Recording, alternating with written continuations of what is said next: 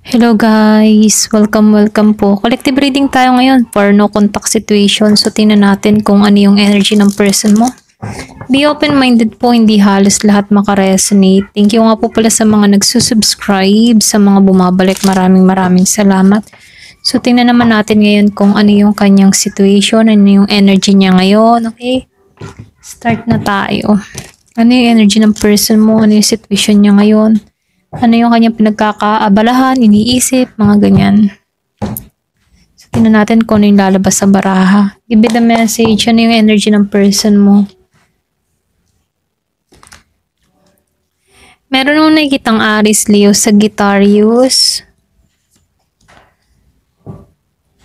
So, meron akong nakikitang Pisces,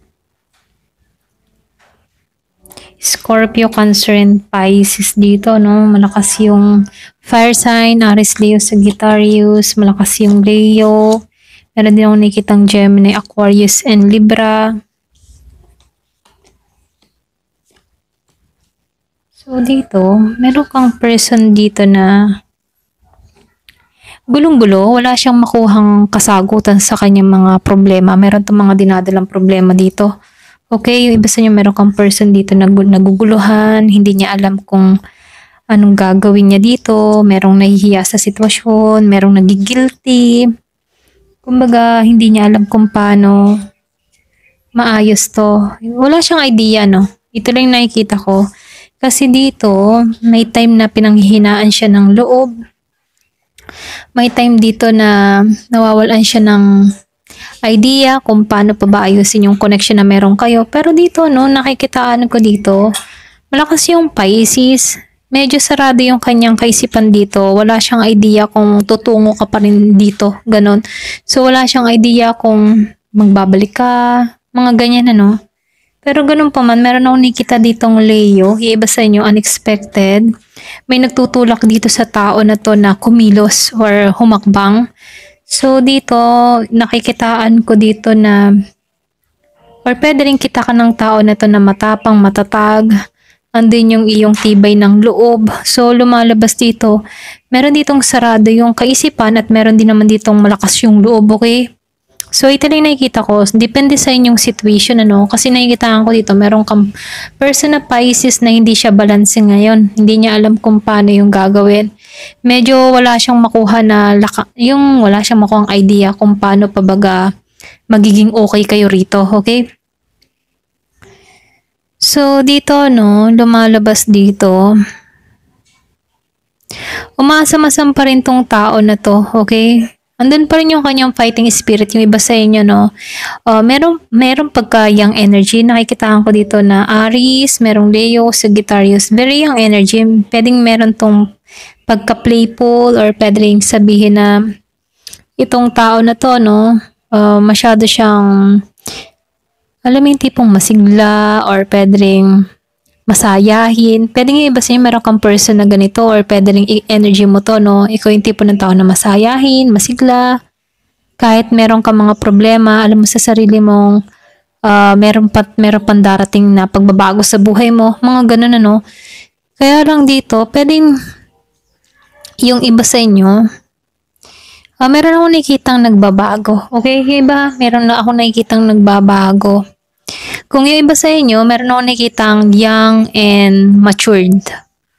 Ito lang nakikita ko. So, dito, no, meron akong nakikitang nagpabaya. Okay, may pagpapabaya na ginawa. Meron din akong nakikita dito, yung mga tipo na nakatuon siya sa mga nawala. Meron akong nakikitang Scorpio, Cancer, and Pisces. Yung iba sa inyo, meron akong nakikita ditong nakatuon sa mga nawala, hirap pang makarecover, walang sigla, walang inspirasyon. Sarado yung kanyang intuition dito. Yung iba naman sa inyo, kabaliktaran nitong isa. Okay? Ito lang nakikita ko, no? So, iba-iba naman kayo ng pag-uugali dito, no? Or iba-iba din ng pag-uugali ang mga person nyo rito. Meron lang ako nakikita ditong tao na sarado yung kaisipan. Hindi niya alam kung meron pa bang pag-asang darating mula sa kanilang person niya rito, no? Kumbaga, nakatuon pa rin siya sa kanyang person. Ayan, ito lang nakikita ko. So, yung iba naman sa inyo, buhay na buhay or sigla-sigla pa rin, ano. Yung tipong bumabangon at bumabangon pa rin tong tao na to. Very young yung energy ng tao na to. Siya yung tipo ng tao na madaling makamoving on, okay?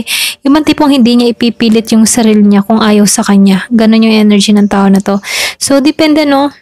Merong nakaka-recover, merong hindi pa rin nakaka-moving on, okay? Iba sa inyo. So, dito, meron nung nakikitang Gemini, Aquarius, and Libra.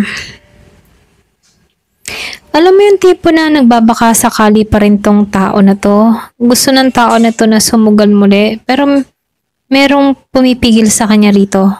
Alam mo yun, merong pag-alinlangan, confusing. Confused ng tao na to, baka hindi mo siya pansinin, mga ganun ano. Pero andun pa rin yung pagmamahal ng tao na to. Yung iba sa inyo, mahal ka pa rin ito. Buo pa rin yung pagmamahal niya sa'yo. Yung iba, hindi halos lahat. Kaya lang, merong pumipigil sa tao na to. Pwedeng estado niya sa buhay. Pwedeng yung kanyang stability. Or pwede rin hindi siya matagumpay sa panahon ngayon. Andun yung pagnanais ng tao na masilayan kanya. Yung ba tipong may time na naiisip ng tao na to na Inisip pa kaya ako ng person ko, or pwede naisip din ng tao na to na kamusta ka na kaya, mga ganun no. So may time na naalala ka pa rin ng tao na to, lalo na kapag nag-iisa siya rito, kasi dito buo pa rin yung kalooban niya sa'yo, okay? Kumbaga pagdating sa'yo, andun pa rin yung pagmamahal niya. Kaya lang, merong pag-aalinlangan siya dito, okay? Nag-aalinlangan siya kasi magkaiba na kayo ng level, okay? Magkaiba na kayo ng estado, ganyan. So, yung iba, no? So, dito, no, nakikitaan ko dito, merong nagsinungaling sa inyo, okay? Merong pagsisinungaling na nangyari. Pwedeng ito din yung naging dahilan kung bakit. Ganun na lamang yung pag-iwas dito. So, meron akong nakikitang nagkaroon ng separation. Yung bang tipong sabay kayong bumuo ng pangarap, ng pamilya, pero hindi nabuo. Alam mo yun? So, lumalabas dito, nangarap kayong dalawa, marami kayong mga plano, pero sa isang iglap dito, no, merong nangyari kung bakit nagkaroon ng separasyon sa inyong dalawa, okay? Pero dito, itong taong ito, no, andun pa rin yung paghanga niya sa'yo. Ito lang yung nakikita ko, no. Kita kanya kung paano mo inihahandle yung sarili mo. Kita niya kung paano mo inaayos yung sarili mo. Kita niya kung paano ka nakakaraos sa sitwasyon. So, kahit hindi man niya aminin sa'yo ng harapan, pero itong tao na to, inspired siya sa'yo, okay? Inspiration ka rin niya. Ganon. So, dito, no, meron akong nakikitang lumayo. Meron ng blockage. Meron akong nakikitang blockage na nangyari dun sa iba sa inyo. So, meron ditong dala-dala ang bigat ng kalooban, ng alisan to. Okay? So, lumalabas dito, sinasarili niya lahat ng kanyang mga problemang dinadala. Hindi siya palakwento, ganyan, or pwede rin hindi niya sinasabi sa iba yung kanyang mga saloobin, yung mga nangyayari sa kanya, yung mga iniisip niya, ganun. So, itong tao na to, inaako niya lahat ng problemang nag-iisa. Okay? So, dito, no, may time na nahihirapan, nalilito tong tao na to. Hindi niya malaman kung anong ba yung mga kasagutan sa mga tanong niya rito, no? So, lumalabas dito kasi meron akong nakikitang reverse, okay? So, dito, no, nakikitaan ko dito na itong tao na to, andito siya sa, alam mo yung tipong hindi niya maintindihan ang gagawin. May pagkaligaw or feeling lost sa sitwasyon. Ganun yung energy ng person mo. Lalo-lalo na kapag nag-iisa to, dala-dala niya lahat ng ng isipin, ganun. Okay, ito lang nakikita ko. So, dahil wala siyang mapagsabihan dito, stress din tong tao na to, kaiisip, madalas ding sumakit ang ulo nito, okay? So, tingnan pa natin yung situation. Give me the message.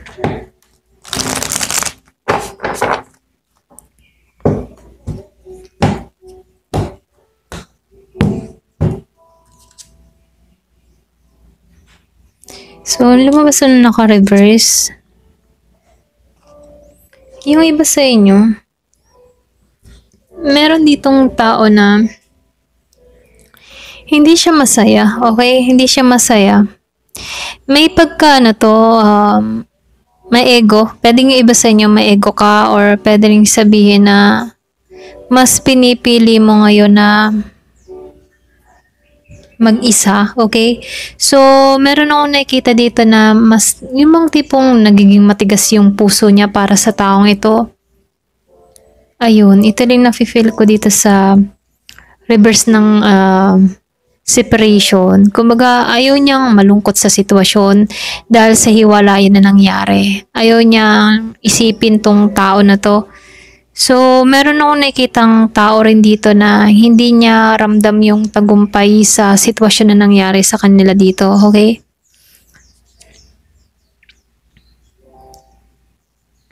Ayaw makipagkita. Yung iba sa inyo, ayaw mong kitain to. Hindi ka naniniwala sa mga sinasabi ng taong ito, okay? Yung iba sa inyo, mas nakatuon sa bagong simula. Mas nakatuon kang, yung bang tipong sa realidad, alam mo yun? So, dito, kahit meron kang naririnig about sa person mo, mas naniniwala ka pa rin sa aksyon, okay? Ganyan, mas gusto mo yung kikilos bago ka maniwala. Ganon. Pero merong pagkikitang mangyayari dito ha. Kahit merong pumutol na sa connection na to, meron ditong tao na gusto pa rin niyang kitain yung person niya o gusto ka pa niyang kitain dito, no? Kaya lang meron akong nakikita ditong tao na bumitaw. Ayaw ng commitment sa kanya rito. Meron Gemini, Aquarius, and Libra. Kumbaga, pwedeng sarado na yung kaisipan niya sa taong ito. Kumbaga, ayaw niya mabuo yung family dito. Para bang pinutol niya na yung ugnayan sa taong ito. Pero meron nung nakikitang pagkikitang muli dun sa iba. Pwedeng sa hindi inaasahan, bigla kayo magkita or pwedeng pareho lang kayo ng bayan. Ayan, bigla kayo mag-encounter, ganyan. So, receive and open, bago ka makatanggap dito, kailangan mo din maging open. Open sa bawat isa, kayong dalawa dito, kung gusto niyo talagang magkaayos dito. Kasi meron nung nakikitang union, kaya lang iba sa inyo, especially kay Gemini, Aquarius, and Libra, merong ayaw na, okay? Ayaw na makipag-commit. Final decision. Yung iba naman sa inyo, nag-iisip-isip. Pwedeng tinitimbang-timbang yung sitwasyon. Nag-iisip-isip siya dito kung ano yung mainam na gawin. Meron siyang choices. Meron naman ako nakikita dito ang handa pa rin tanggapin yung person niya. Okay?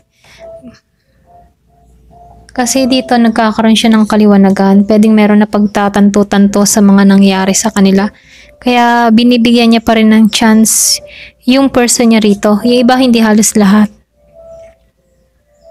Wala siyang pag-aalinlangan dito, Kumbaga merong natauhan or pwedeng merong na-realize.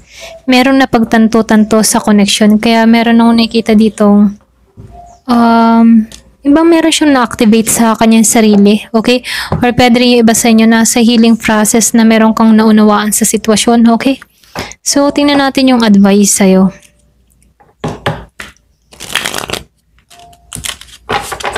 Ano yung advice para rito? Embrace your inner child. Pwede nga iba sa inyo nasa healing process. Kumbaga, ibalik mo yung happiness mo. Ayan, para mas madali yung paghihilom, kailangan maibalik yung happiness na nawala sa'yo. Practice self-reflection, So, ito na yung time para maging aware ka sa mga kinikilos mo, madiscovery mo yung sarili mo, at lumago, okay? So, dito, trust your partners. Pwedeng iba sa inyo para lang mas magkaroon ng matibay na connection, Kailangan magtiwala sa isa't isa, okay? Kailangan handang makipag-usap, ayan, at kailangan may pagtitiwala at handa ding mabalisa ang bawat isa. Alam mo yung tipong ganon? Yung tipo na hindi lang sa hirap at ginhawa, hindi lang sa ginhawa kayo magsasama, pati din sa hirap, mga ganon, hirap at ginhawa. Kailangan partner pa rin kayo, okay? So, ito na yung mensahe sa'yo. Ayan, kung ikaw man ay ayaw mo na talaga dito sa taong ito, kung papasok ka muli sa isang relasyon, kailangan ng trust at tamang komunikasyon. Ayan. Ito lang yung nakikita ko. Thank you for watching. Love and peace.